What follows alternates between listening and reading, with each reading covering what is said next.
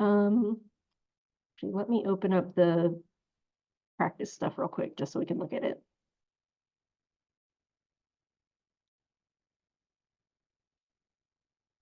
Now I have Notepad++ on here anymore.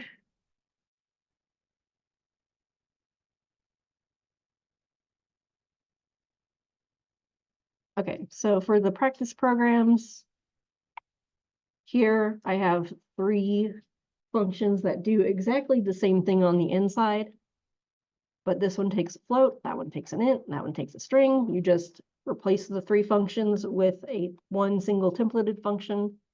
Down here, these will all work the same way. You don't have to do anything else for those. So that's just replacing a function there.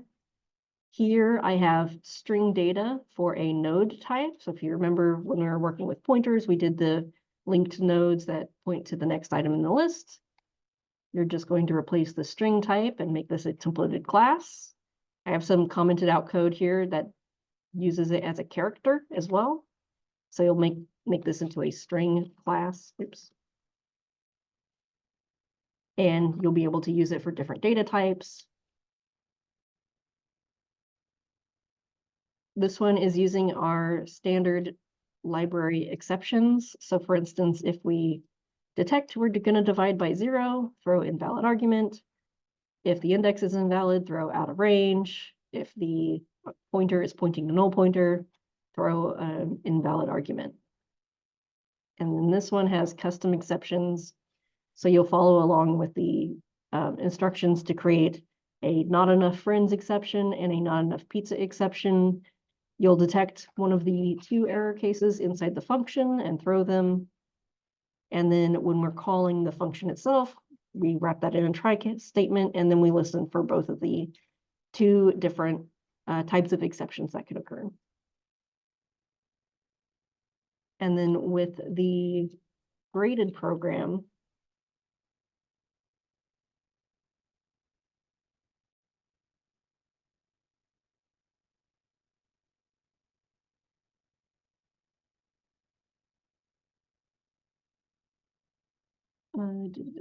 okay, so we have testers already implemented.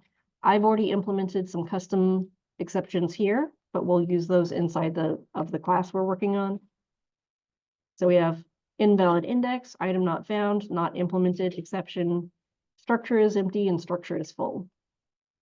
So this is a stripped down smart fixed array. Remember, with our fixed arrays, they can't be resized. It has a T data type, and you'll implement these functions, and I have documentation for that. And then for us in CS250, we'll expand on this a little bit more next week as well, to have something a little bit more full featured. But this is basically what our data structures are going to do. We have push to add new data to a structure, pop to remove data from a structure, and get to access item at some position in the structure. And then next week we'll do push front, pop front, get front, and push at, pop at, and get at. So this is just the kind of starting point. Go ahead and I'll create a new project.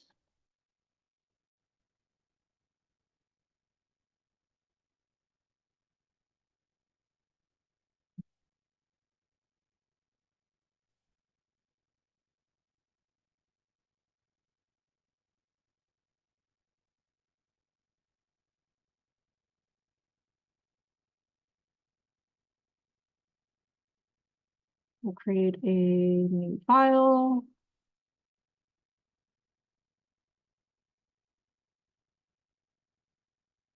And I'm going to create a header file for any of the templated stuff we do. I'll just name it that because I'll reuse this. So again, remember that any of our templated items need to be declared in our header files. Let's do include templated stuff here, int main, return 0. Over here, anytime we have a header file, we need our file guards. It can be any sort of label.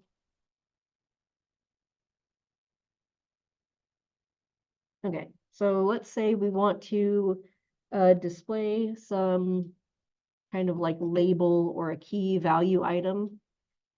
So over here, if we wanted to display, let's say a label for a variable and then the actual variable value.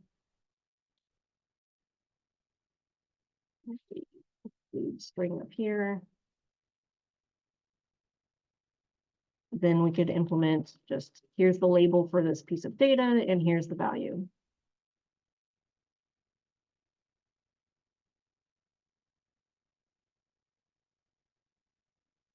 Over in main, if we have an integer, we can't use that currently. We can say number and try to pass in number, but it's not going to have it. If I have a string variable,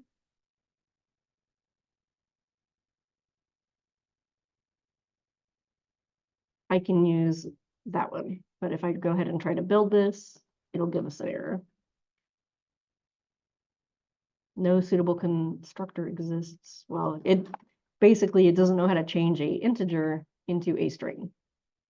So I can change this to a template type name T. I just replace this here, and now this will work fine. And I'm gonna try to put a breakpoint here if I can.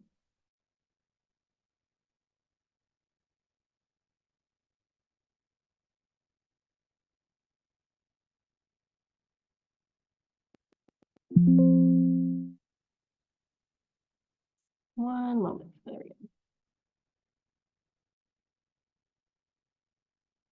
Okay, so first off, it's calling display with the number. Here we have display integer is being called. If I run it again, we have display string version. So we can use any of that data. Let me see. I know how to find the assembly in code blocks, but I don't know how to in Visual Studio.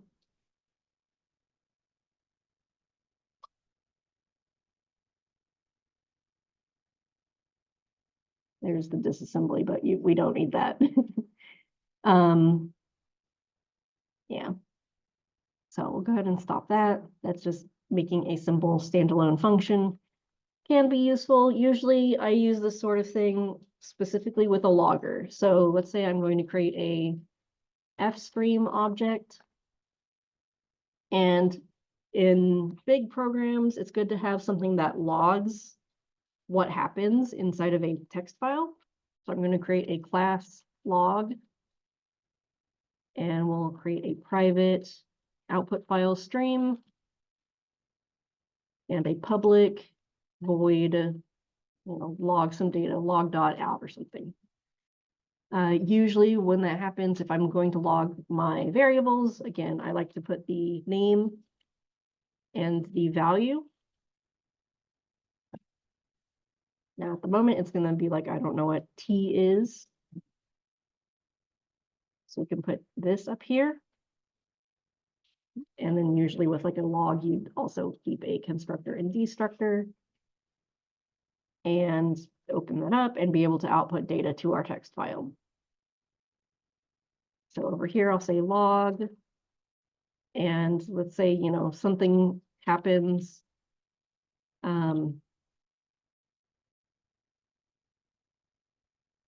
We can do something like that.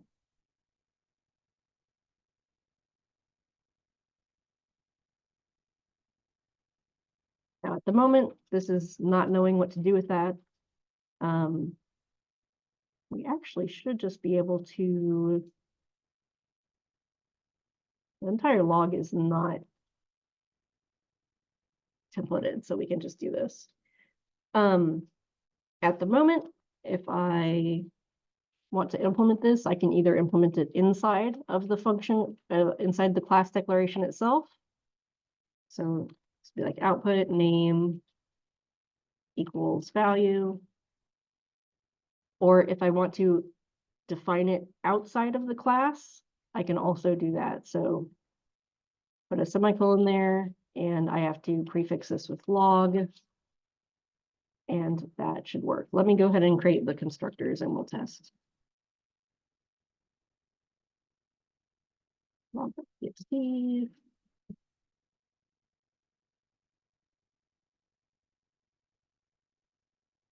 Okay, so note that in this case, this is not a templated class. It just contains a templated function. I'll go ahead and build a known identifier following expression. I am missing stream operator right there. And we'll run.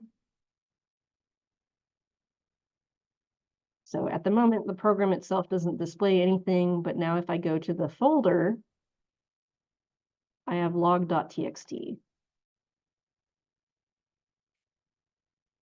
So here it gives me that error message that I wrote out. Let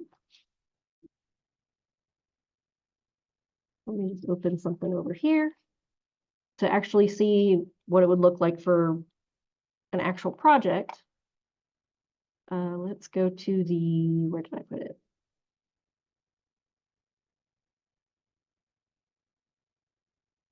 Here's my logger for my game engine. And here we have a bunch of stuff. We'll also see some of this sort of thing in 235 at least. But we have out values at the moment. I just have like, here's an int value and here's a string value. But you could replace that with templated data types. A better example would probably be the helper, where I have this templated function that converts anything to a string, or at least it tries to. So if we have an integer and need it as a string value, it can do that. If we need to change a float to a string value, it can do that. And then I have some other ones out here. Templated array output. We want to display all the elements of an array. Don't care what the array type is. We just say this is some array, some size. We're going to output it to cout or an output file stream. So just kind of helper functions so I don't have to keep rewriting, you know, every time I want to display the elements of an array, let's write another for loop. You know, I can call it in one function call and then be done with it. And again, this also just outputs elements of a vector, doesn't matter what the type is. And this one checks to see if one thing contains another thing. So does this vector contain this item we're looking for? This is templated, so I don't need to make a string version and an int version. We just have the one version.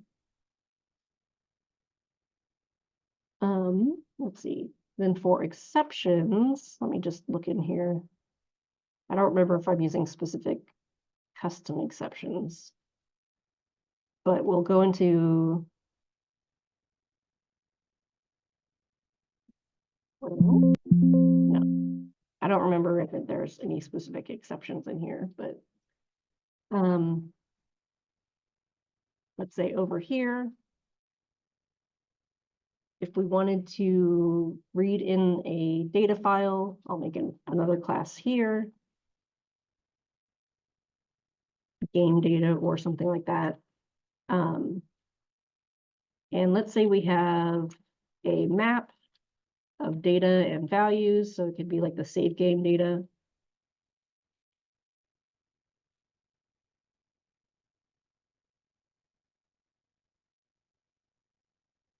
And we want to be able to load a game file at some file name.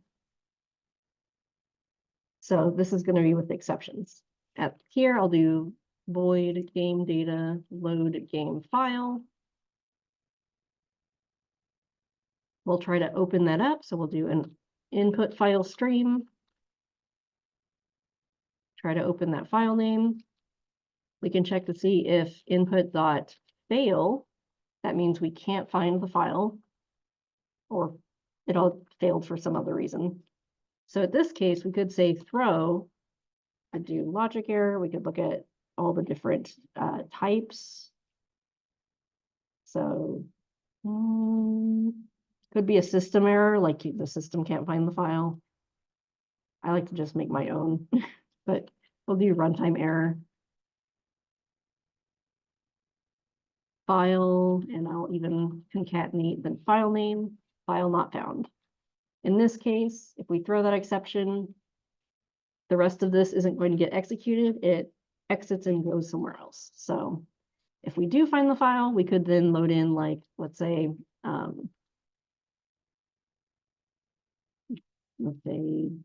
key and value, load in a key and a value, and we don't need to go into the file parsing specifics, but we'll just have that as a basic thing. So over here, again, this would be just little chunks of a whole program. But if we had a game data file and we want to load save.txt, at the moment, there is nothing in here named save.txt. I concatenated the file name here just so it's more descriptive. If I just put file not found, that doesn't really describe which file wasn't found. Like maybe we'd have multiple save games, or maybe it was like loading a menu to try to load everything up and it couldn't find anything. But this at least puts whatever file name we're trying to load, can't find save.txt, and makes that error message more descriptive. So we're calling this, at the moment, it's going to throw an exception and we're not handling it. We're not trying and catching. So it will crash the program, or it'll take us back to Visual Studio, I think, here. So here it's saying unhandled exception because we hit the error, we are throwing an exception, but we're not handling it anywhere. If I run this in run mode, which is right here, this is debug, this is run, or release mode, then it just throws a error message. So this is why it's good to run everything in debug mode, so we actually are taken somewhere and given a little bit better of an error message when something breaks. So over here, we'll do a try. Yes, this here is the risky function, the load game file. So we'll wrap this with try, and this will throw a runtime error if it fails. So we'll do runtime error, and we can then decide how to handle it, which we have that log. In this case, I'll say log dot, I would maybe just make this say log dot out. What are we outputting? Error and ex dot what. So again, this part's built in, the what function, so we can get more information about what happened. So now if I run it, at the moment, the program will complete. It's not displaying anything because we're not really doing anything. Technically, how I would fix this is I would log it, and then I would also just like maybe create a default save file. I mean, it's kind of up to your design. You don't want the user to think that their save file is intact when it can't be found. So maybe you would then take the pop-up and make it pop up and say, well, your file's not found, check the path or something like that. But anyway, we tried to load our save game. Oh, that's not the right file. But save.txt doesn't exist. So now we can open up this log file and we can see this error message. Error, file save.txt not found. Likewise, one more little example with this. Let's say we have a function to get some piece of data from our game data map. So we could store stuff like level is blah, name is blah, all this other stuff. And if we go to the map documentation,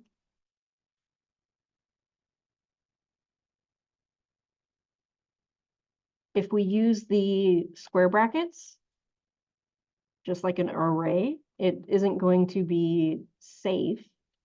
So if we just say return game data at that key, and that key doesn't exist, data.get data, well, that's going to cause a problem. Oh,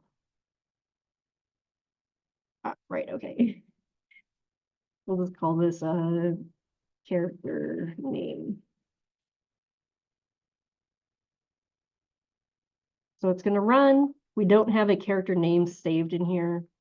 Well, I was expecting it to actually cause a problem, but okay. Maybe it's just returning a blank character name.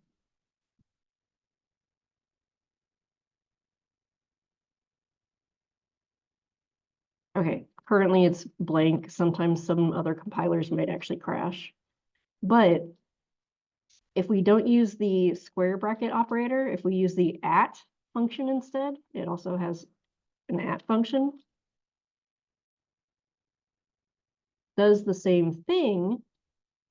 However, the at function, if the key is not a matching any elements in the map, then it throws an out of range exception. And then down here, we can also see strong guarantee. If an exception is thrown, there are no changes in the container. It's not going to corrupt the data in any way. We are just trying to read some data, but if we can't find it, then it throws that exception. So in this case, I'm not going to wrap this in I'm not going to wrap it in try catch, and I'm not going to throw anything at the moment, because at here, the at function has its own throw. At is the risky function. Over here, I can wrap this in a try catch. And that was the out of range exception. And if that happens, we can also say error, ex.what, and we'll just comment that out for now.